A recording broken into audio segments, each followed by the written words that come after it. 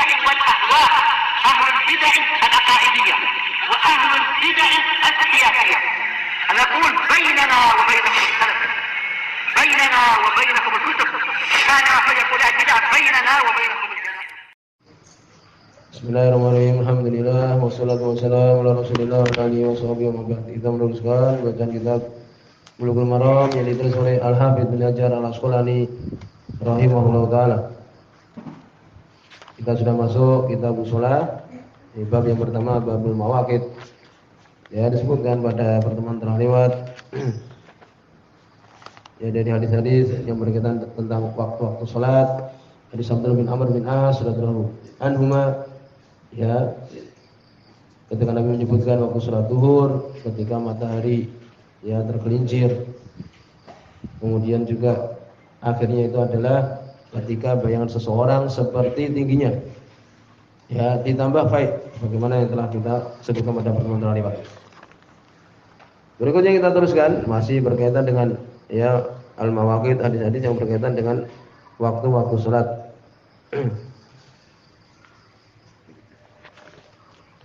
Qala rahimahullah ta'ala, berkata Ibnu Hajar rahimahullah ta'ala, hadis yang ke-7 di bab ini, yaitu hadis yang ke-144.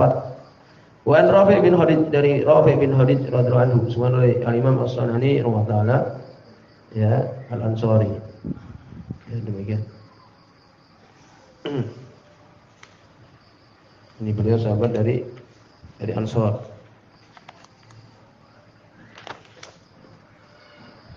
Qala, beliau mengatakan, ya, hadis muttafaqun alaih, kunna nusalli al-maghrib, kami salat maghrib ma'a Rasulillah, bersama dengan Rasulullah sallallahu alaihi wasallam.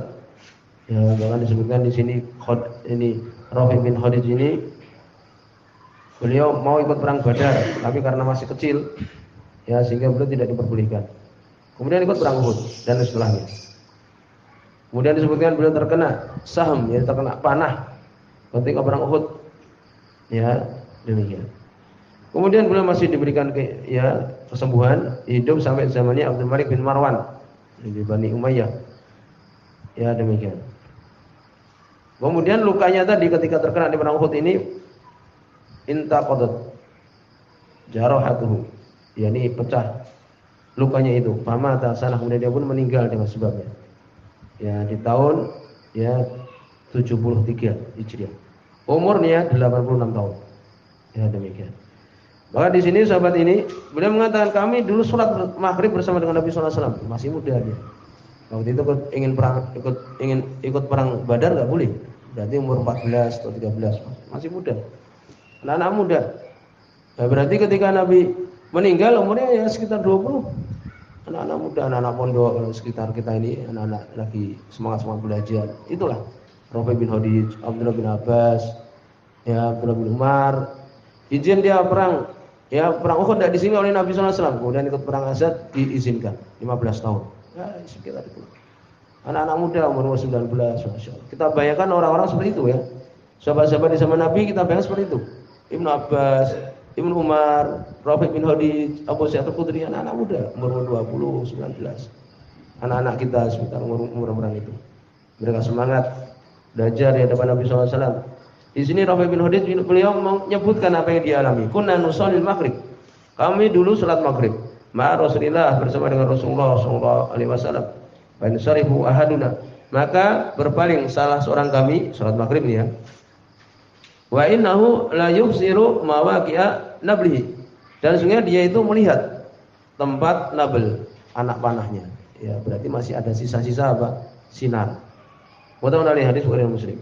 Sunan Imam As-Sanani rahimahullah ta'ala, ya, nabl yaitu siham, anak panah. Wal hadis fi, dalil hadis ini menunjukkan apa? Dalil al-mubadarah bi salatil maghrib, untuk menyegerakan salat maghrib.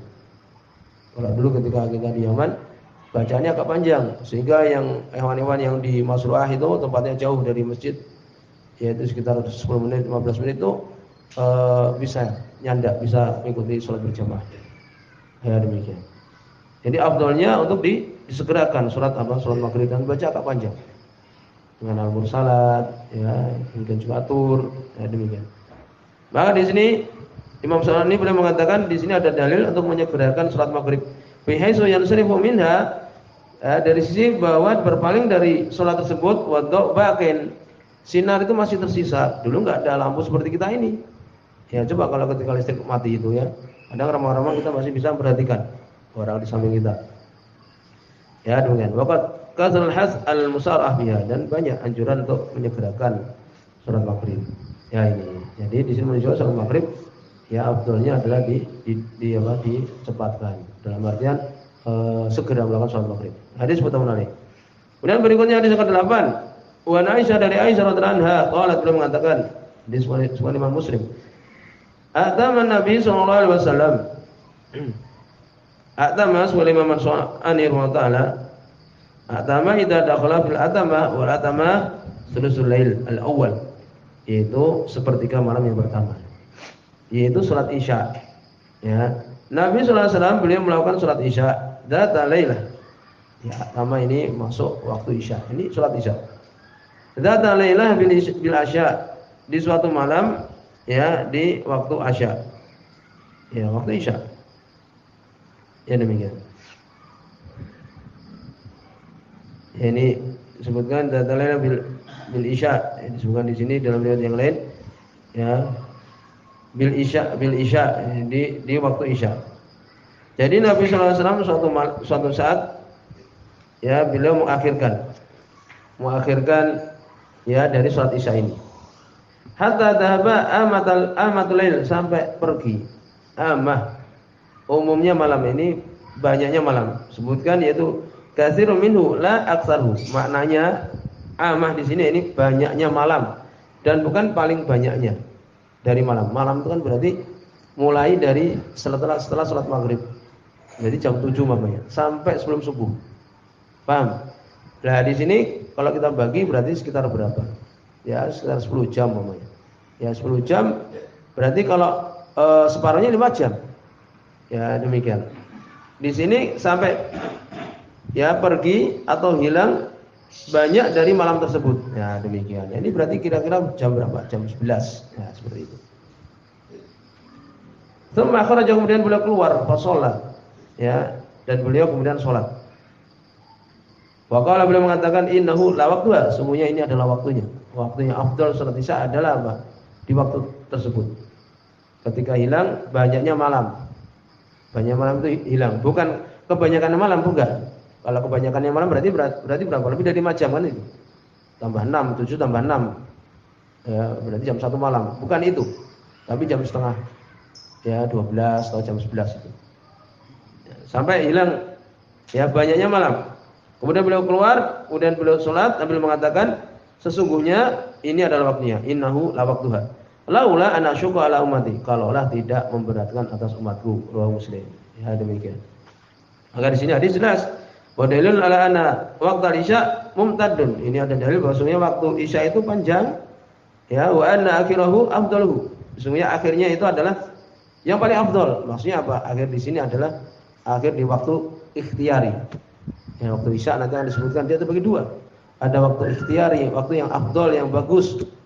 Ya, itu sampai tengahnya malam itu. Sampai jam 12 itu afdalnya. Kemudian ada ittirar yang dia itu terpaksa. Ya, jam 12 sampai subuh, sampai mendekati adzan subuh itu. Ya, demikian. Jadi di sini yang afdal itu kapan? Di akhir dari waktu ikhtiyari itu. Paham? Jam 11 itu yang afdal. Ya.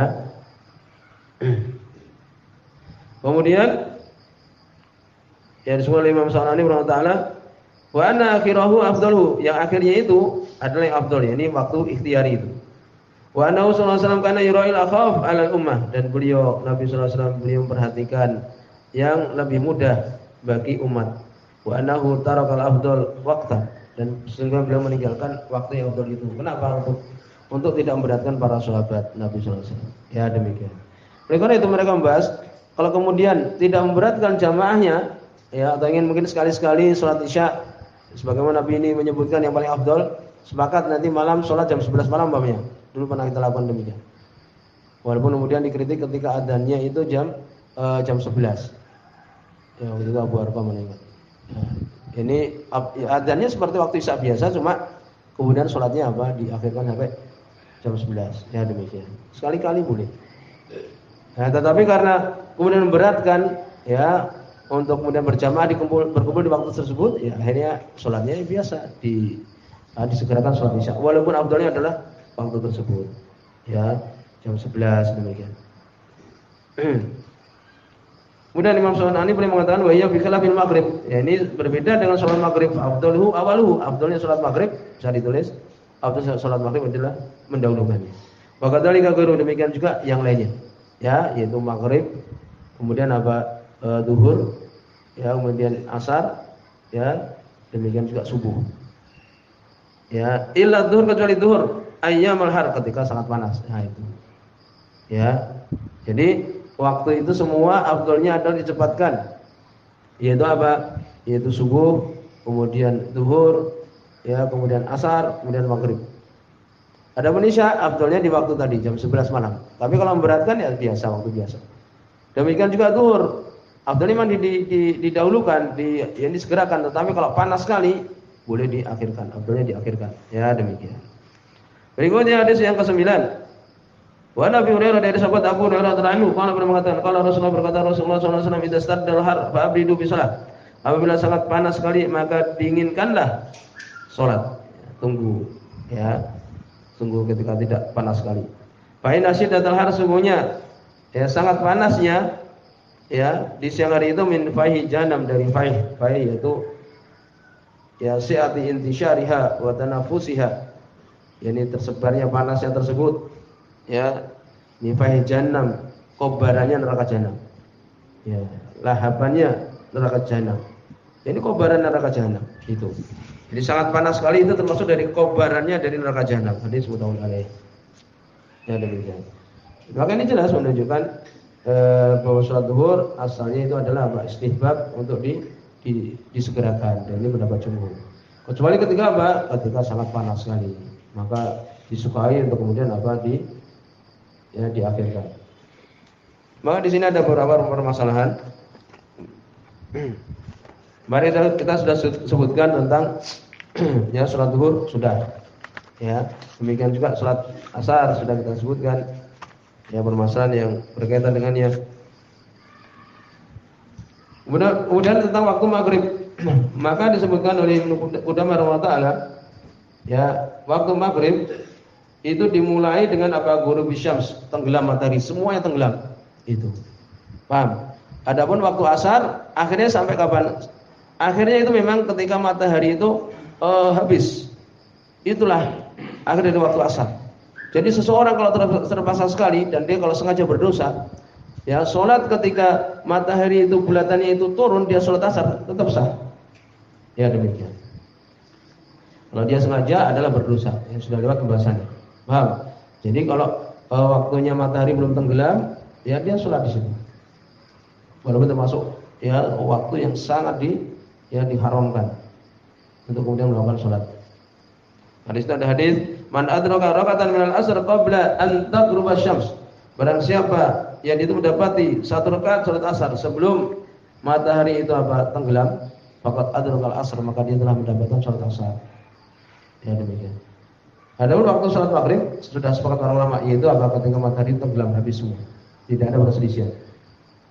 Adapun akhirnya ya sebenarnya telah lewat hadis Abdul bin Amr bin As radhiyallahu anhu, waktu maghrib malam yaghwi syafaq, waktu maghrib itu selama ya tidak hilang syafaq, yaitu warna merah yang ada di ufuk barat. Nah itu. Ya, jadi selama belum hilang berarti waktu maghrib masih ada. Itulah akhir salat maghrib. Ya demikian, selesai. Ya. Dan afdalnya untuk disegerakan. Kemudian waktu salat isya, bagaimana waktu salat isya?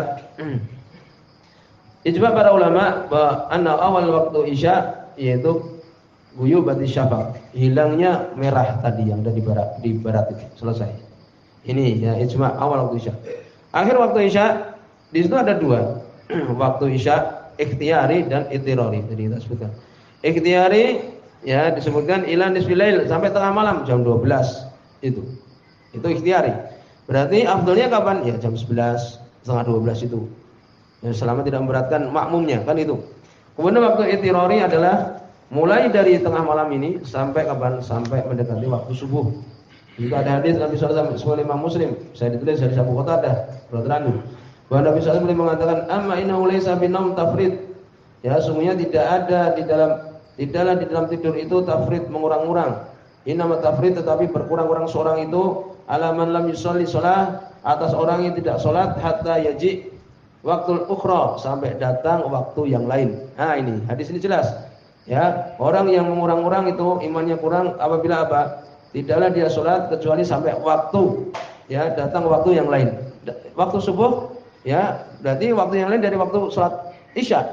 Ini menunjukkan apa? Hadis ini menunjukkan bahwa waktu sholat isya itu sampai mendekati waktu sholat subuh. Nah, ini namanya waktu itirori. Sehingga perempuan kalau dia itu haidnya selesai jam 1 malam umpamanya, ya, dia mandi, kemudian apa? Kemudian kalau dia dapati, ya, kemudian dia sholat, karena itu masih waktunya sholat isya. Ya, itu. Paham? Imam Nawawi boleh mengatakan, ya, di hadis Abi Qatadah yang tadi disebutkan, fil hadis dalil ala imtidad waqti kulli shalah minal khams. Yani ini menunjukkan bahwa bertambahnya waktu salat yang 5 waktu itu hatta yat waqtul ukhra, ya, sampai yadkhul, sampai masuk di waktu yang lain. Ya, itu jelas hadis tersebut. Berarti akhir waktu salat isya yang itirori adalah sampai, ya, sebelum adzan subuh. Ya, demikian. Sampai di sini.